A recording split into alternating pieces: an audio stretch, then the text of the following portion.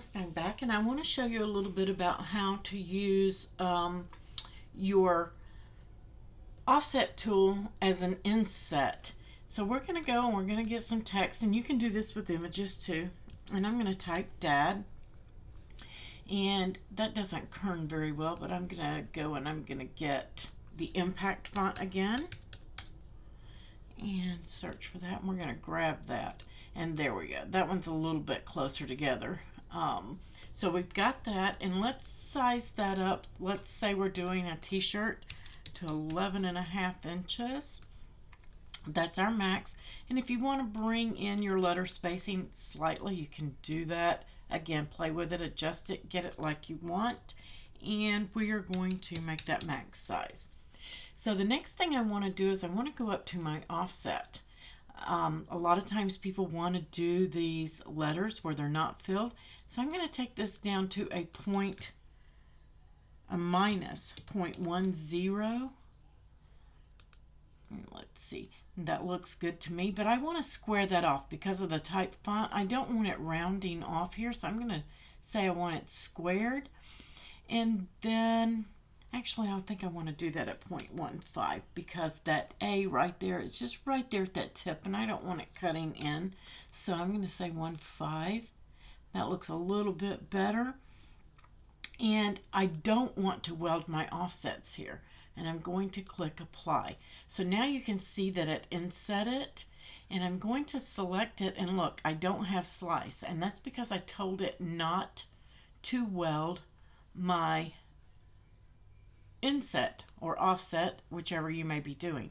So I'm going to look here. This is my text in the back, and I'm just going to ungroup it. Okay, and I'm just going to select the first one and slice. Then I'm going to select the second one. I'm not moving anything, and slice. And the third one and slice. And now I'm going to move out my centers, but I want to select.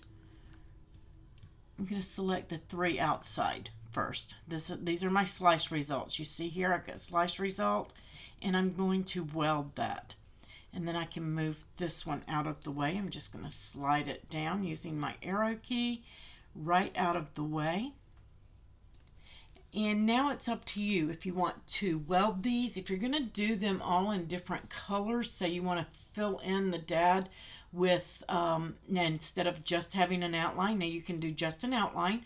Or if you want to fill each one of the letters with a different color, I'm just going to keep all of mine. I have a black set and let me select all my black ones here and change the color so that they will pop out on that layers panel and we can see them. So there's my other slice results. I've got all of those, and then I have my gray ones.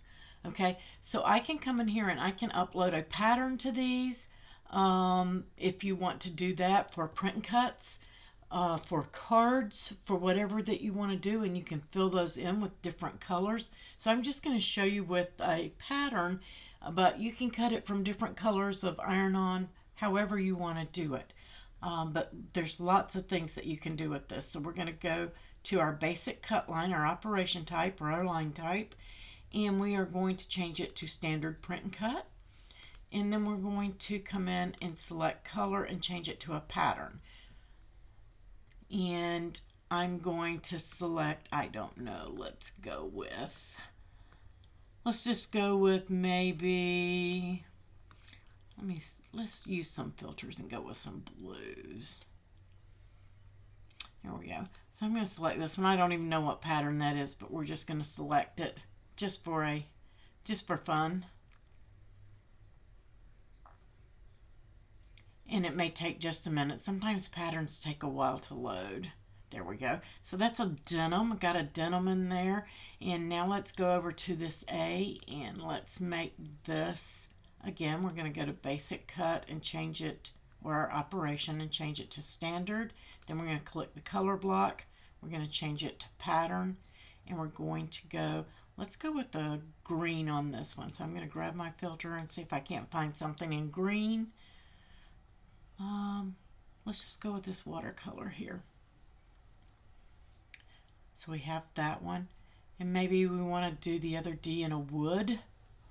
So let's click on that one, And these are just going to mimic whatever iron-ons you cut them out of. You don't have to do this step if you're not doing print and cut. If you're cutting iron-on, you can just change it to a color, and I'm just going to do that to represent what you want, okay? And now you can see that we have those. I'm going to select, I'm holding my shift key, and I'm going to select all three of them, and I'm going to group them so that they stay grouped and they move together. And then you can inlay that, oops, I slid that way down there. You can inlay that iron-on with your black border however you want to do it. Let's make that black so it really pops. So if you have black iron-on and you want to lay and inlay that instead, so you don't have to layer it up on top, you can do it that way. You can do print and cut for cards, because you could actually align these, center, and then flatten them together and have it cut on a base. But you'll want to, in order to flatten it for print and cut, I would suggest getting this, duplicating it, contouring it, hiding all contours except the center of your A. Oops.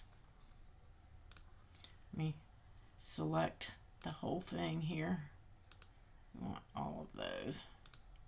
There we go. The centers of our D's need to come back in. This is how you can play with your contour. And now if I wanted to do a print and cut for a card, let's say, arrange, send that to the back. We can line all of those up and flatten them together. Now the dad that I flatten that to is just going to cut the individual letters, but if I flatten it to a shape, then it's going to, like a card, and we're just going to pretend this is a card because that's way too big for print and cut. You can see that I'm going to get that triangular area there telling me that. And arrange and move that to the back. I can select that and I can flatten it for a card, and then it's just going to print just like this and then only cut the square. So if you can see grid behind it, you know it's going to cut it out individually. Just wanted to show you that.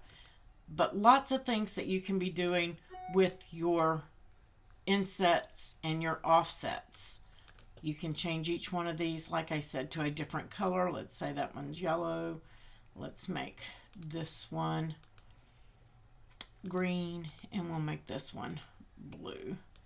So you can go in there and you can play with it and do that inset as well as doing an offset, and you can do that with images too.